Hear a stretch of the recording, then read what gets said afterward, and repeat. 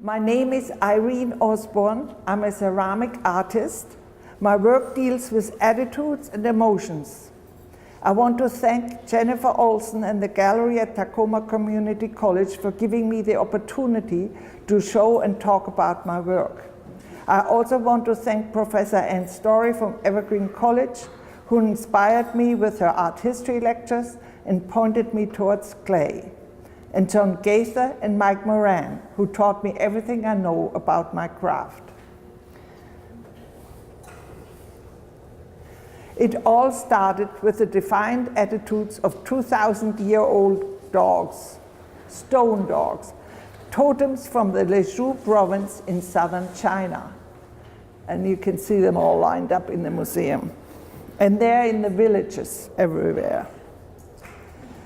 The only way I could get anywhere near having these coveted creatures in my home was to try making dogs with attitude myself. But after a while, doing dogs was not enough. That's one of mine, obviously. And the challenge became how to capture emotion and attitudes experienced and observed. I think the wave really does not need an explanation. It is the moment when the dreaded news is delivered or the devastating discovery is made and life is permanently changed. The wave and the figure are the same color and material, since I'm really trying to depict a state of mind and not striving for realism. What now? Or broken woman? Where does one go from here? After the collapse, stunned, how can one pick oneself up and go on?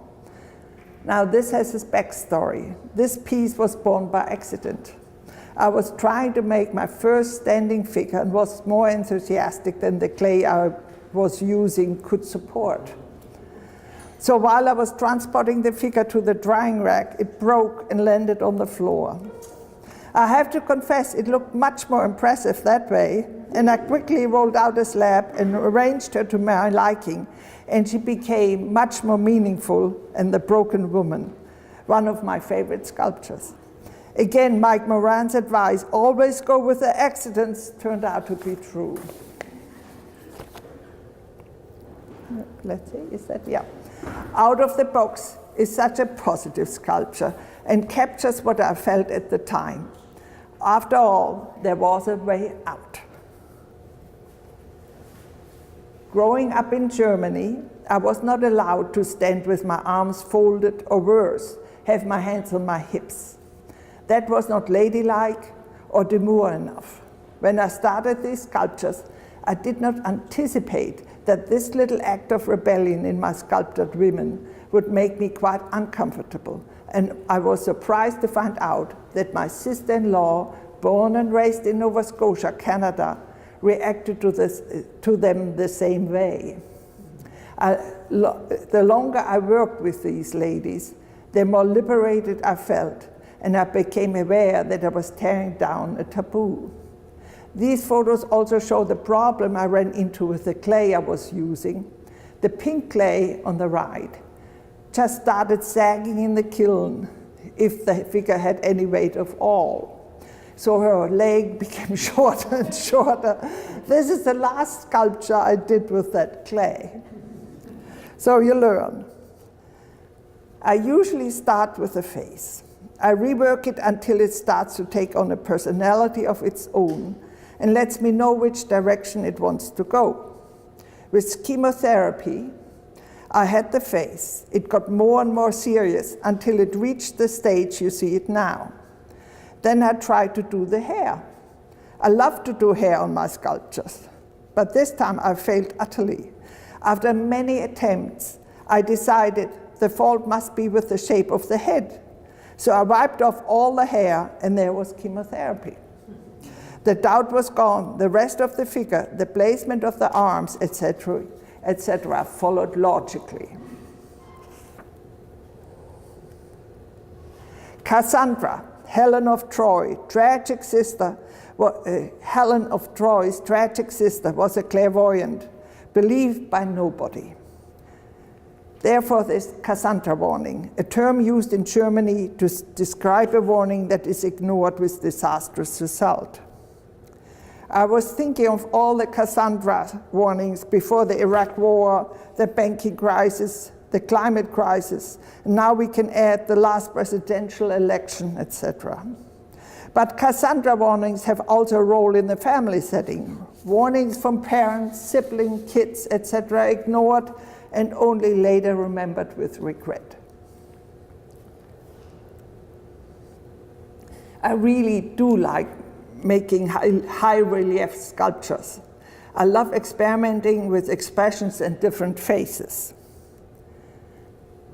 Nighttime or Nachtgespenster, the German word for thoughts or ghosts that haunt you in the night, or another title, One Blind Eye, is a piece of many titles, and I think everybody can find their own.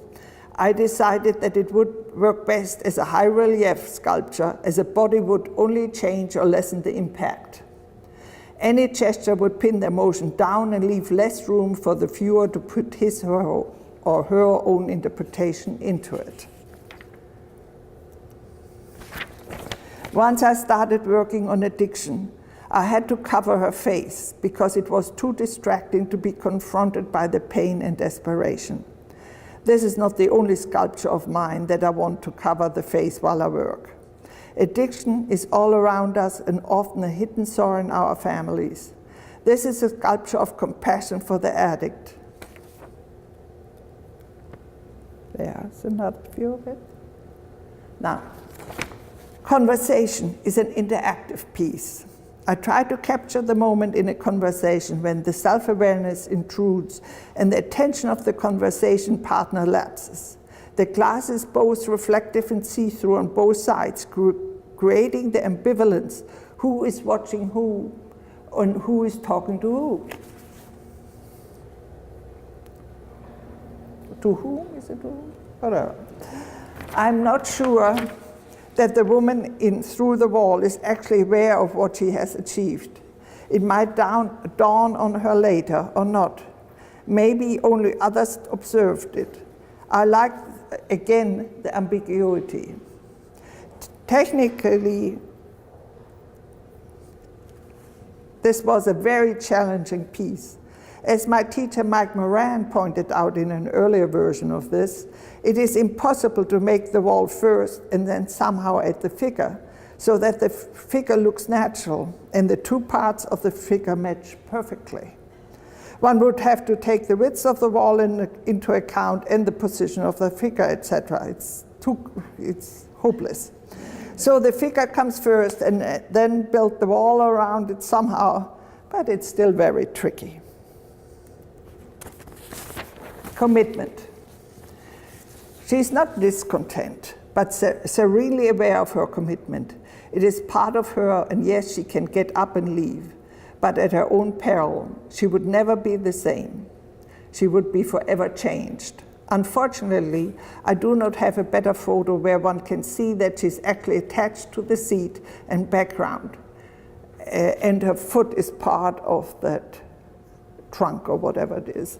Not very much, but enough to make it hard for her to get up. Now the next progression of that is, how come I did not notice? To me, this is about the loss of self once a commitment has gotten out of hand. There is the awareness of being trapped, and there's no way out of this. In the last years, I've become more of a social critic. In between other works, I often return to the theme of motherhood and family. Pregnancy is one of the most life-changing events. Wait a minute, that's a rainbow family. Pregnancy is one of the most life-changing events. Where is she? I lost her. I can't find her. Anyhow, I have a picture of a pregnant woman, a sculpture of a pregnant woman. She looks very serious. And I try to make a serious sculpture, cut out the sentimentality that often is displayed in advertisement, pro-life groups, etc. I was inspired by Marie Cassatt, whose marvelous paintings of family life are so honest and wonderful. In this culture, we celebrate Mother's Day and make a fuss about motherhood, pro-life, etc. But the reality of child rearing is far from celebrated or gets the social support it needs. Starting with having to hide when breastfeeding and having no place to go to do it. My next sculpture is about sexual assault, inspired by the Me Too movement. I should have warned you to look away if it bothers you. In my two sculpture, I try to express how sexual harassment is often anonymous and comes out of nowhere. The woman has no way to avoid it and has to deal with it, with the memory forever. Refugee Madonna, I hope to create a serene Madonna's mother and child that would solicit a positive response, and then the shock of seeing her back, what she had to flee, had to overcome to get here. It also can be read as that it takes all her strength to hold herself and the baby safe and upright. The back was inspired by pictures of the bombed out cities in Syria, etc. Why would her having lived through unspeakable trauma make her less worthy? Why the resistance to these poor people? The last work, she thought they would be safe once they crossed the border, is an accusation of the cruelty of the separation of parents and children at the border. Again, the back is her past, coming with the child through so much hardship only to be met with the most cruel fate of all, being powerless when her child is taken away. Now, just about my work, I avoid looking for inspiration or solution for sculptural problems to other artists' work. I even find it hard to work with a model, since I have a very specific attitude and emotion in mind that I want to capture, and a model cannot capture that, the nuance that I need. It becomes the model's interpretation, not mine, and brings in a false note. Not the model's fault, but my experience. Drawing has helped me see, but the two-dimensional work does not translate easily into three-dimensional work for me. The excellent photos of my work were done by Mark Sterling. The not so excellent photos were done by me and my friends. Thank you very much.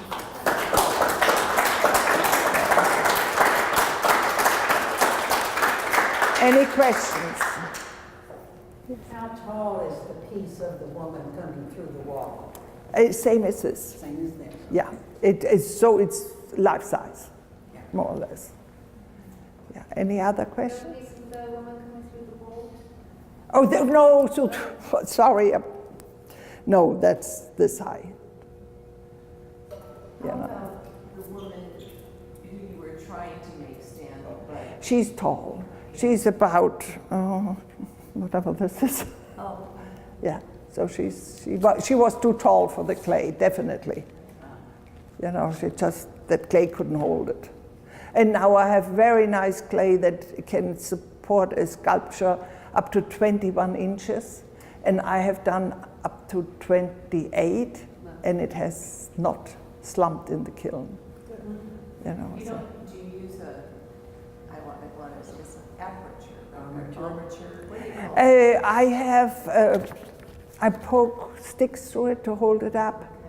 I never have worked with an aperture because I changed my mind so much. It's hard to do. I've seen it used, and I haven't. And I have, sticks all over. And then prop it up till it's dry. There was a piece called Conversation, I believe, Yes. that had a glass. It's very special glass. Explain that. And it's a very special glass that I got by accident, so to speak. I went to ask if they had it, and they actually gave it to me. They had used a big piece, and you can see through, both can see through, and both are reflected. So you see yourself and your conversation partner at the same time. And this is, for me, somehow a conversation. You sometimes think, oh, do I look all right? You know, or your mind wanders to your own facial expression, then to the, so it's this kind of a, Disconnect. Was the glasses smoky gray or? it's on the photo it's hard to do. It's a little brownish. Okay, Yeah, it's not. You can see it's a glass. is it quite thick, like quarter inch? It's like a window pane. Oh, okay. It's like a window pane, and it was actually my daughter's cat's favorite sculpture. She would go and rub, and now the sculpture has a dark nose. And of course that glass doesn't, it was added afterwards. Made a slot for it. I made a stand for it. So because it depends where I have it, where I can put it. Yeah. Yeah. So I can twist it and turn it, and it's really eerie when you walk around and you look through and you see yourself. See the. Was that sculpture inspired by the material or by? No, I wanted to do that. That's why I went to the glass store to see. Because I never heard of glass. I was thinking in the cars sometimes they have where you can see out.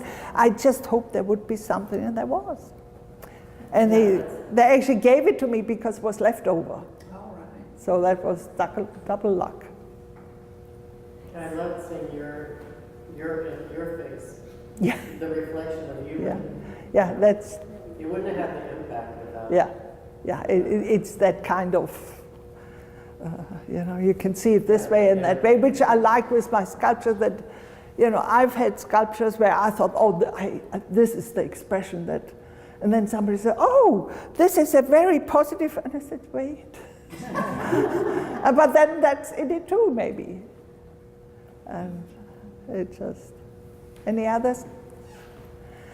Thank you all for coming. Thank you very much.